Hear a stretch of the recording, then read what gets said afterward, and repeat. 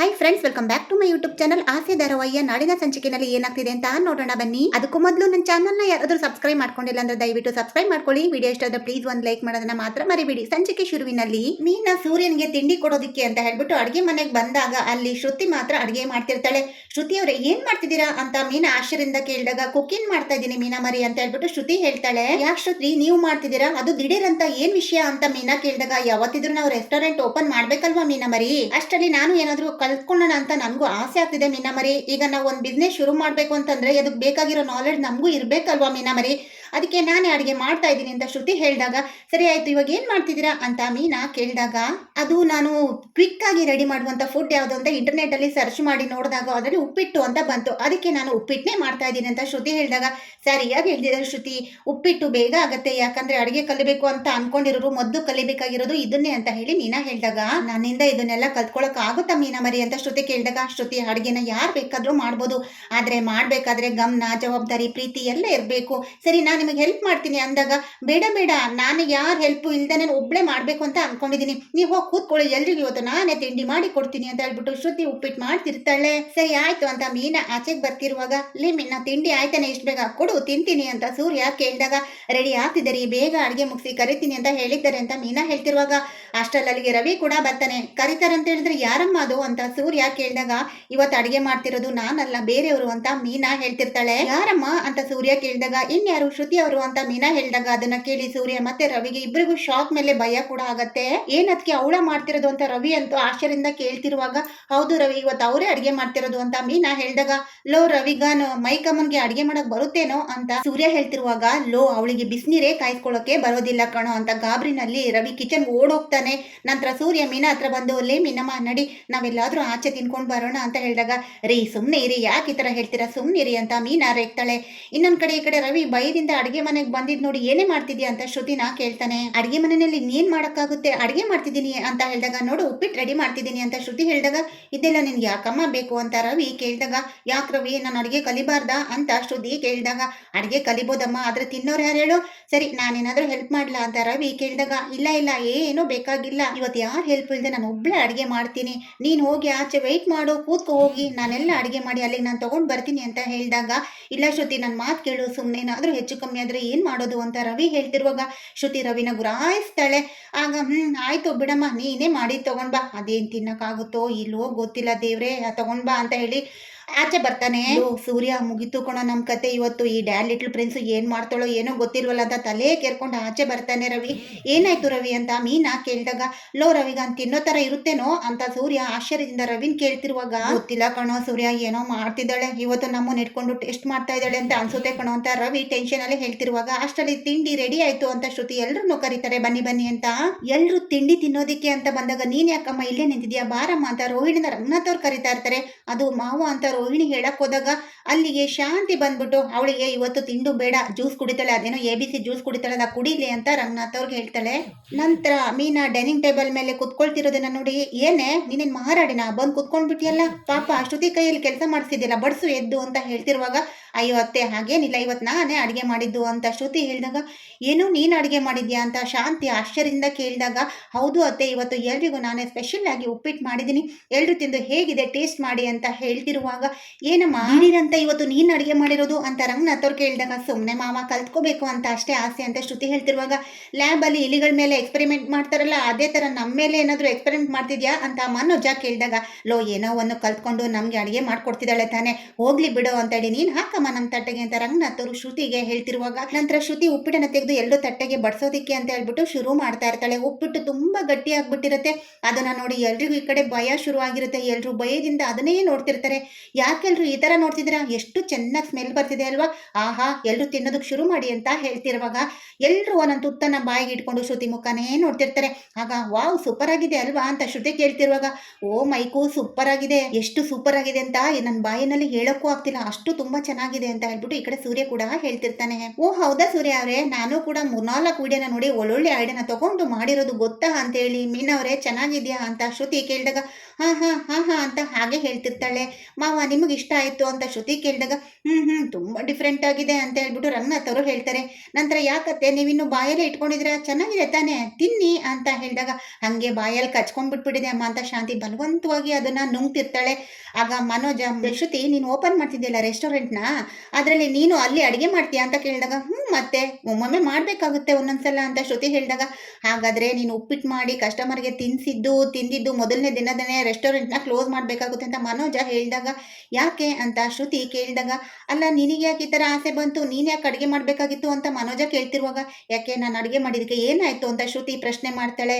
ಈ ಮನೆಯಲ್ಲಿ ಅಡುಗೆ ಮಾಡೋಕ್ಕಲ್ಲ ಒಬ್ರು ಇದಾರಲ್ಲ, ಮನೆ ಕೆಲಸಕ್ಕೆ ಅಂತ ಒಬ್ರು ಇದಾರಲ್ವಾ, ಅವರೇ ಮಾಡ್ತಾರೆ ಬಿಡು ಅಂತ ಹೇಳ್ಬಿಟ್ಟು ಮನೋಜ ಹೇಳ್ತಿರುವಾಗ ಅದನ್ನ ಕೇಳಿ ಸೂರ್ಯನಿಗೆ ಹಂಗೆ ಕೋಪ ಬರುತ್ತೆ.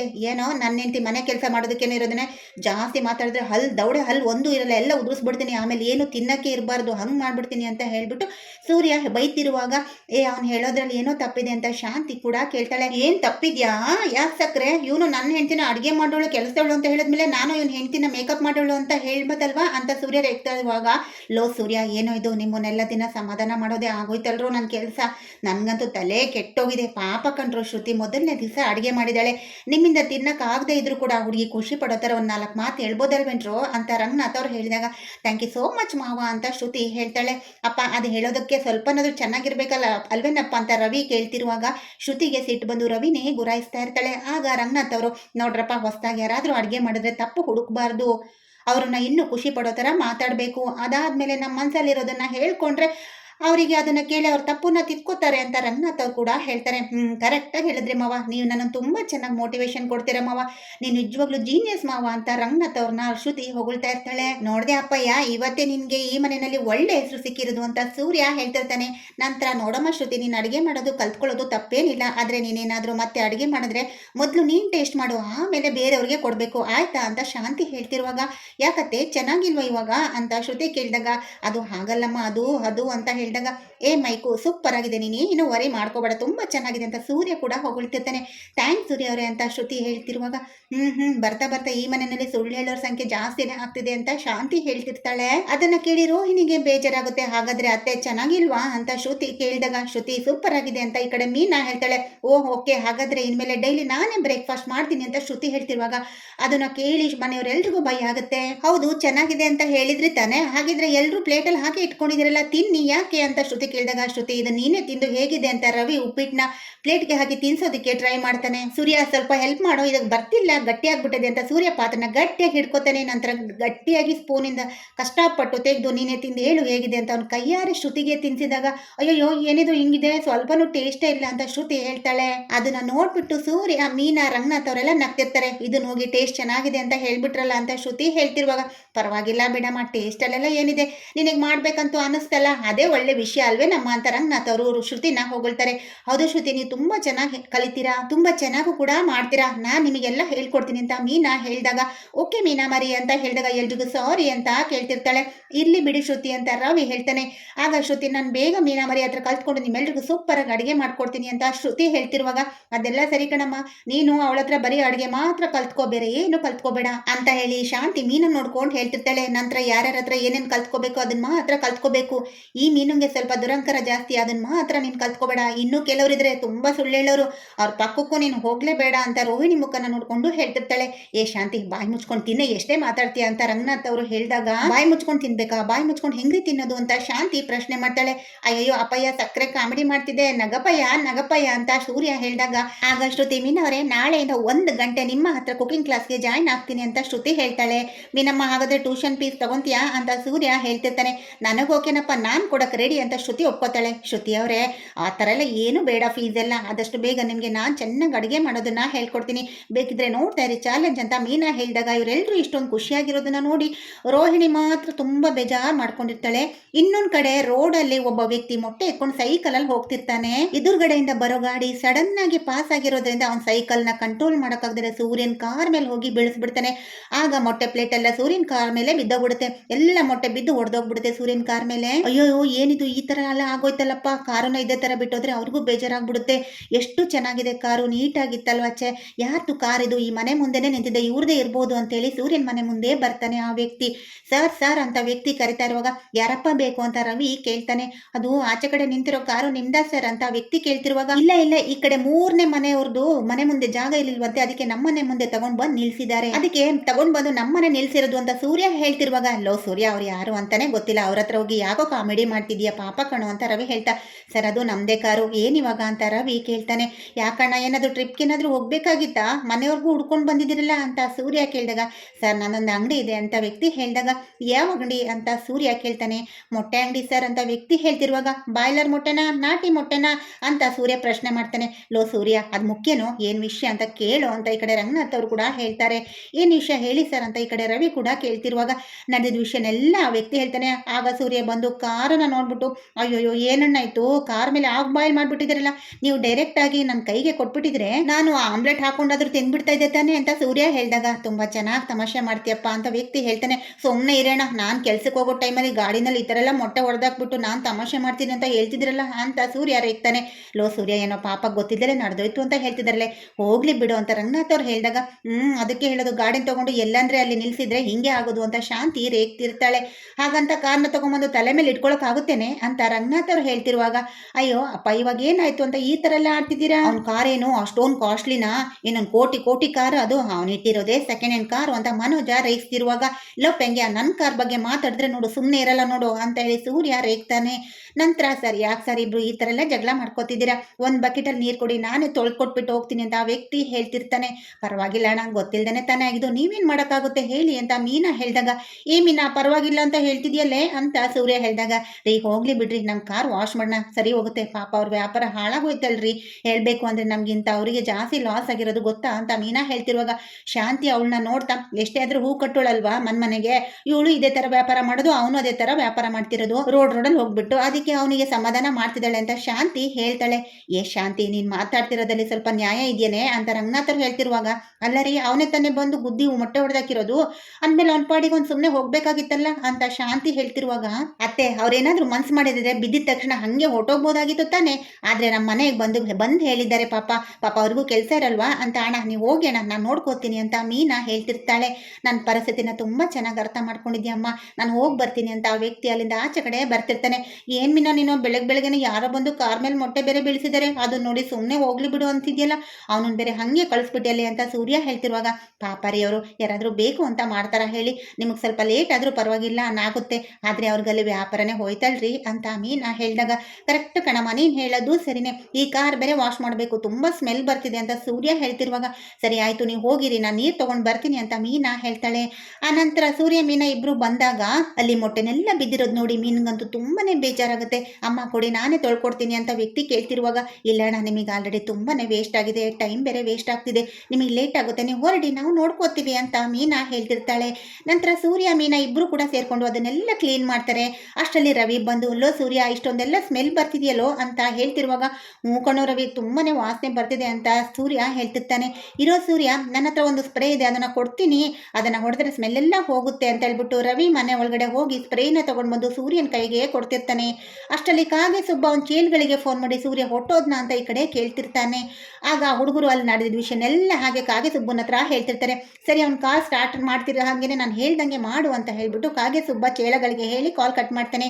ನಂತರ ರವಿ ಸ್ಪ್ರೇ ತಗೊಂಡು ಬಂದು ಎಲ್ಲ ಕಡೆ ಹೊಡೆದು, ಸರಿ ಕಣೋ ಸೂರ್ಯ ಇವಾಗ ಏನು ವಾಸನೆ ಬರ್ತಿಲ್ಲ ನಾನೇನು ಹೋಗಿ ಬರ್ತೀನಿ ಅಂತ ರವಿ ಅಲ್ಲಿಂದ ಹೊರಟೋಗ್ಬಿಡ್ತಾನೆ. ಸರಿ ಮೀನಾ ನಾನು ಕೂಡ ಹೊರಡ್ತೀನಿ, ಗಾಡಿ ಕೀ ಕೊಡು ಅಂತ ಸೂರ್ಯ ಕೇಳಿದಾಗ, ರೀ ನೀವು ನನ್ನ ಕೈಯಲ್ಲಿ ಎಲ್ರಿ ಗಾಡಿ ಕೀನ ಕೊಟ್ಟಿದ್ದೀರಾ ಅಂತ ಮೀನಾ ಕೇಳ್ತಾಳೆ. ಏ ಮೀನಾ ಸರಿಯಾಗಿದ್ಯಾ ಕಣೆ ನೀನೊಬ್ಳು ಮರ್ಗುಳಿ ಆಗ್ಬಿಟ್ಟಿದ್ಯಲ್ವೇ ಅಂತ ಸೂರ್ಯ ಹೇಳ್ತಿರುವಾಗ, ಯಾರು ನಾನಾ ಮರ್ಗುಳಿ, ಸುಮ್ಮನೆ ಏನೇನೆಲ್ಲ ಹೇಳ್ಬೇಡಿ ನೀವು ಅಂತ ಮೀನಾ ಹೇಳ್ತಾಳೆ. ಏ ನಾನೇ ನೆನೆಲ್ಲ ಹೇಳ್ತಿದ್ದೀನಾ, ನೋಡೆ ಮೀನಾ ಸುಮ್ಮನೆ ತಲೆ ಕೆಡಿಸ್ಬೇಡ ಕಣೆ, ತುಂಬ ಟೈಮ್ ಆಗಿದೆ ಆಲ್ರೆಡಿ, ನನಗೆ ಟೆನ್ಷನ್ ಹಾಕಿ ಕೊಡ್ತೀಯಾ ಅಂತ ಸೂರ್ಯ ಹೇಳ್ತಿರುವಾಗ, ರೀ ನಿಮ್ಮ ಟೆನ್ಷನ್ ಮೇಲೆಲ್ಲ ನಿಮ್ಮ ಟೆನ್ಷನ್ ನನ್ನ ಮೇಲೆ ಹಾಕ್ಬೇಡಿ, ನನಗೇನು ಮರವಿಲ್ಲ, ನೀವು ನಿನ್ನೆ ಯಾವ ಶರ್ಟ್ ಹಾಕೊಂಡಿದ್ರಿ ಅಂತನಾದ್ರೂ ಗೊತ್ತಾ ಅಂತ ಮೀನಾ ಎಲ್ಲ ವಿಷಯನೂ ಹೇಳ್ತಿರ್ತಾಳೆ. ನಿನ್ನೆ ಹಾಕೊಂಡಿದ್ದು ಅದು, ಮೊನ್ನೆ ಹಾಕೊಂಡಿದ್ದು ಇದು ಅಂತ ಹೇಳ್ತಾ ಇರ್ತಾನೆ ಯೋಚನೆ ಮಾಡಿಕೊಂಡು. ಹೋದ ಸಲ ಕೂಡ ಇದೇ ಥರ ಮಾಡಿದ್ರಲ್ಲ ರೀ, ಕಾರ್ ಒಳಗಡೆ ನಿಮ್ಮ ಪರ್ಸ್ ಬಿಟ್ಟು ಮನೆ ಒಳಗಡೆ ಎಲ್ಲ ಬಂದು ಹುಡುಕ್ತಾ ಇದ್ರಿ, ಹಾಗೆ ನನ್ನ ಮೇಲೆ ಕೋಪ ಮಾಡ್ಕೊಂಡು ಎಲ್ಲ ಮಾಡ್ತಿದ್ರಿ ಅಂತ ಮೀನಾ ಹೇಳ್ತಿರುವಾಗ ಸರಿ ಸರಿ ಆಯ್ತು ಬಿಡೆ, ನಿನಗಂತೂ ಜ್ಞಾಪಕ ಜಾಸ್ತಿನೇ ಇದೆ ಅಂತ ಸೂರ್ಯ ಹೇಳ್ತಾನೆ. ಇದರಿಂದ ನಿಮ್ಗೆ ಏನು ಅರ್ಥ ಆಯ್ತು ಅಂತ ಮೀನಾ ಕೇಳ್ತಿರುವಾಗ ಏನು ಅರ್ಥ ಆಗ್ಬೇಕು, ಏನು ಅರ್ಥ ಆಗ್ಲಿಲ್ಲ ಅಂತ ಸೂರ್ಯ ಹೇಳ್ತಾನೆ.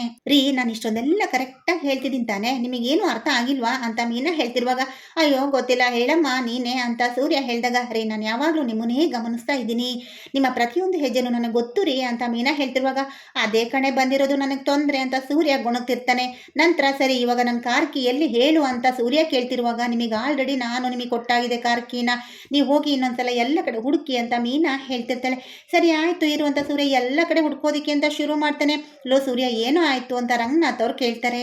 ಅಪ್ಪ ನನ್ನ ಕಾರ್ ಕೀ ಕಾಣಿಸ್ತಾ ಇಲ್ಲಪ್ಪ ಅಂತ ಸೂರ್ಯ ಕೇಳ್ತಿರುವಾಗ ಮಾವ ಇವರು ಯಾವಾಗಲೂ ಹೀಗೆ ಮಾಡ್ತಾರೆ, ಎಲ್ಲೆಲ್ಲೋ ಇಟ್ಬಿಟ್ಟು ಎಲ್ಲೆಲ್ಲೋ ಹುಡುಕ್ತಿರ್ತಾರೆ ಅಂತ ಮೀನಾ ಹೇಳ್ತಾಳೆ. ನೋಡೋ ಸೂರ್ಯ, ಸ್ವಲ್ಪ ಸಮಾಧಾನವಾಗಿ ಯೋಚನೆ ಮಾಡೋ, ಎಲ್ಲೆಲ್ಲಿ ಯಾವಾಗ ಯಾವಾಗ ಎಲ್ಲೆಲ್ಲಿ ಹೋದೆ ಅಂತ ಯೋಚನೆ ಮಾಡೋ, ಅವಾಗ ನಿನ್ಗೆಲ್ಲ ನೆನ್ಪು ಬರುತ್ತೆ ಅಂತ ರಂಗನಾಥ್ ಅವರು ಹೇಳ್ತಿರುವಾಗ ಸೂರ್ಯ ಎಲ್ಲನೂ ಕೂಡ ನೆನ್ಪು ಮಾಡ್ಕೋತಿರ್ತಾನೆ. ನಂತರ ರವಿಗನ್ ಸ್ಪ್ರೇ ಹೊಡೆದ ಅಲ್ವಾ, ಅವಾಗ ಕೀ ಕೊಡೋದು ಮರ್ತೋಗ್ಬಿಟ್ಟಿದ್ದಾನೆ ಅಂತ ಅನ್ಸತ್ತೆ, ಅವನೇ ಎತ್ಕೊಂಡು ಹೋಗಿರ್ಬೇಕು ಅಂತ ಸೂರ್ಯಂಗೆ ನೆನಪಾಗತ್ತೆ. ನೋಡ್ದ್ಯಾ ಇವಾಗೆಲ್ಲ ಜ್ಞಾಪಕ ಬಂತು ತಾನೆ, ಸರಿ ಇವಾಗ ತಾನೇ ಅವ್ನು ಹೋಗಿರ್ತಾನೆ, ಸ್ವಲ್ಪ ದೂರದಲ್ಲೇ ಇರ್ತಾನೆ, ಅವ್ನಿಗೆ ಅರ್ಜೆಂಟ್ ಫೋನ್ ಮಾಡಿ ಹೇಳು ಅಂತ ರಂಗನಾಥ್ ಅವ್ರು ಹೇಳ್ತಾರೆ. ಸೂರ್ಯ ರವಿಗೆ ಕಾಲ್ ಮಾಡೋದಕ್ಕೆ ಅಂತ ಹೋಗ್ತಾನೆ. ಅಷ್ಟರಲ್ಲಿ ರವಿನೇ ಮನೆಗೆ ಬಂದು ಸೂರ್ಯ ಲೋ ಸೂರ್ಯ ಸಾರಿ ಕಣೋ, ಗಾಡಿಕಿನ ಹಾಗೆ ಎತ್ಕೊಂಡು ಹೋಗ್ಬಿಟ್ಟಿದೆ ಕಣೋ ಅಂತ ಹೇಳ್ಬಿಟ್ಟು ರವಿ ಹೇಳ್ತಿರ್ತಾನೆ. ಲೇ ಹೋಗೋಲೋ, ಏನೋ ಕೆಲಸ ಮಾಡ್ತೀಯ, ಎಲ್ಲ ಮರ್ತ್ಬಿಟ್ಟು ಹಂಗೆ ಎತ್ಕೊಂಡು ಹೋಗ್ತಿದ್ದೀರೋ ಅಂತ ಸೂರ್ಯ ಹೇಳ್ತಿರುವಾಗ ನೋಡಿ ರವಿ, ಅವರು ಕೀನ ನಿಮ್ಮ ಹತ್ರ ಕೊಟ್ಬಿಟ್ಟು ನನ್ನ ಹತ್ರ ಕೊಟ್ಟಿದ್ದೀನಿ ಅಂತ ಹೇಳ್ತಿದ್ರು ಅಂತ ಮೀನಾ ಹೇಳಿದಾಗ ಲೋ ಸೂರ್ಯ, ಅದಕ್ಕೆ ತುಂಬಾ ಜ್ಞಾಪಕ ಶಕ್ತಿ ಜಾಸ್ತಿ ಇದೆ ಕಣೋ ಅಂತ ರವಿ ಹೇಳ್ತಿರ್ತಾನೆ. ಸರಿ ಆಯ್ತು ಅಂತ ಸೂರ್ಯ ಅಲ್ಲಿಂದ ಹೊರಡ್ತಾನೆ. ಗಾಡಿ ಸ್ಟಾರ್ಟ್ ಮಾಡ್ತಿದ್ದಂಗೆ ಅದು ಗಾಡಿ ಆನೆ ಆಗ್ತಾ ಇರಲ್ಲ. ಸೂರ್ಯ ಟ್ರೈ ಮಾಡ್ತಿರ್ತಾನೆ. ಈ ಕಡೆ ಲೋ ಏನೋ ಇದು ಗಾಡಿನೇ ಸ್ಟಾರ್ಟ್ ಆಗ್ತಿಲ್ಲಲ್ಲ, ಫುಲ್ ಆಯಿಲೆಲ್ಲ ಹೊರಟೋಗ್ಬಿಡ್ತಾ ಅಂತ ಕಾಗೆ ಸುಬ್ಬನ್ ಚೇಲೆಗಳು ಹೇಳ್ತಿರ್ತಾರೆ. ಲೋ ಅದಕ್ಕೂ ಇದಕ್ಕೂ ಸಂಬಂಧ ಇಲ್ಲ ಕಣೋ, ವೆಯ್ಟ್ ಮಾಡಿ ನೋಡೋಣ ಅಂತ ಇನ್ನೊಬ್ಬ ಚೇಳ ಹೇಳ್ತಾನೆ. ಅಷ್ಟರಲ್ಲಿ ಮೀನಾ ಆಚೆ ಕಡೆ ಬರ್ತಾಳೆ. ರೀ ಯಾಕ್ರಿ ಏನಾಯ್ತು, ಗಾಡಿ ಸ್ಟಾರ್ಟೇ ಆಗ್ತಿಲ್ವಲ್ಲ ಅಂತ ಮೀನಾ ಹೇಳ್ತಿರುವಾಗ ಏನೋ ಗೊತ್ತಿಲ್ಲ ಸ್ಟಾರ್ಟೇ ಆಗ್ತಿಲ್ವಲ್ಲ ಅಂತ ಸೂರ್ಯ ಹೇಳ್ತಾನೆ. ರೀ ಮೊಟ್ಟೆ ಬಿತ್ತಲ್ಲ, ಒಂದ್ ವೇಳೆ ಇಂಜಿನ್ಗೆ ಏನಾದ್ರೂ ಹೊಟ್ಟೋಗಿರ್ಬೋದಾ ಅಂತ ಮೀನಾ ಕೇಳ್ತಿರುವಾಗ ಹೌದು ಕಣೆ ಮೀನಾ, ಮೊಟ್ಟೆ ಹೆಂಗೆ ಇಂಜಿನ್ ಒಳಗಡೆ ಹೋಗ್ಬಿಟ್ಟು ಮರಿಯಾಗಿ ಬಂದ್ಬಿಟ್ಟಿರ್ಬೋದು ಅಂತ ಸೂರ್ಯ ಹೇಳ್ತಿರುವಾಗ ರೀ ಈ ಕಿಂಡಲೆಲ್ಲ ಬೇಕಾ, ಇವಾಗ ಕಾರ್ ಸ್ಟಾರ್ಟ್ ಆಗ್ತಿರ್ಲಿಲ್ವಲ್ಲ ಅದಕ್ಕೆ ಕೇಳಿದ್ದು ಅಂತ ಮೀನಾ ಹೇಳ್ತಿರುವಾಗ ಗೊತ್ತಿಲ್ಲಮ್ಮ, ಆದ್ರೆ ಮೊಟ್ಟೆ ಎಲ್ಲ ಇಂಜಿನ್ಗೆ ಹೋಗಕ್ ಸಾಧ್ಯ ಇಲ್ಲಮ್ಮ ಅಂತ ಸೂರ್ಯ ಹೇಳಿದಾಗ ನಂತರ ಏನ್ ಮಾಡೋದು ಇವಾಗ, ಸ್ಟಾರ್ಟ್ ಮಾಡೋ ಅಷ್ಟೊತ್ತಿಗೆ ಪೂರ್ತಿ ಆಯಿಲೆಲ್ಲ ಹೊಟ್ಟೋಗ್ಬಿಡುತ್ತೋ ಏನೋ ಅಂತ ಅನಿಸಿದೆ ಅಂತ ಕಾಗೆ ಸುಬ್ಬನ ಚೀಳೆಗಳು ಮಾತಾಡ್ಕೋತಿರ್ತಾರೆ. ಈ ಕಡೆ ಮೀನಾ ರೀ ನಾನೇ ನನ್ನ ಗಾಡಿನಲ್ಲಿ ನಿಮ್ಮನ್ನ ಕರ್ಕೊಂಡೋಗ್ಬಿಟ್ಟು ಬಿಡ್ಲಾ ಅಂತ ಹೇಳಿದಾಗ ಆಯ್ತು ಕಣಮ್ಮ, ನಿನ್ನ ಗಾಡಿನಲ್ಲಿ ಮೂಟೆಗಳನ್ನ ತುಂಬ್ಕೊಂಡೋಗಿ ಹಾಗೆ ನನ್ನನ್ನು ಕೂರಿಸ್ಕೊಂಡು ಹಾಗೆ ಕಸ್ಟಮರ್ಗಳನ್ನೂ ಕೂರಿಸ್ಕೊಂಡು ಬಿಡೋಣ ಬಿಡು. ಅಯ್ಯೋ ನೀನು ಏನೆಲ್ಲ ಅಂತ ಸೂರ್ಯ ಹೇಳಿದಾಗ ಅಷ್ಟರಲ್ಲಿ ಸೂರ್ಯನ ಗಾಡಿ ಸ್ಟಾರ್ಟ್ ಆಗ್ಬಿಡುತ್ತೆ. ಸರಿ ನಮ್ಮ ಗಾಡಿ ಸ್ಟಾರ್ಟ್ ಆಯ್ತು, ನಾನು ಹೋಗಿ ಬರ್ತೀನಿ ಅಂತ ಹೇಳ್ತಿರುವಾಗ ಆಯ್ತು ರೀ ಮಧ್ಯಾಹ್ನ ಊಟಕ್ಕೆ ಬೇಗ ಬನ್ನಿ ಅಂತ ಮೀನಾ ಕೂಡ ಅಲ್ಲಿಂದ ಹೊರಡ್ತಾಳೆ. ಸೂರ್ಯ ಕಾರ್ ಓಡಿಸ್ಕೊಂಡು ಹೋಗ್ತಿರುವಾಗ ಹಾಗೆ ಕಾಗೆ ಸುಬ್ಬನ್ ಚೇಲಗಳು ಸೂರ್ಯನ ಕಾರ್ ಹತ್ರ ಬಂದು ಕಿಂಡಲ್ ಮಾಡ್ತಾ ಇರ್ತಾರೆ. ಏನೋ ಇವಾಗ ಗಾಡಿ ಕಲಿತಿದ್ದೇನೋ ಹೋಗೋ ಸೈಡ್ಗೆ ಅಂತ ರೇಗ್ತಿರುವಾಗ ಅದನ್ನ ಕೇಳಿ ಸೂರ್ಯನ್ಗೆ ಸಿಕ್ಕಾಬಟ್ಟೆ ಕೋಪ ಬರ್ತಿರುತ್ತೆ.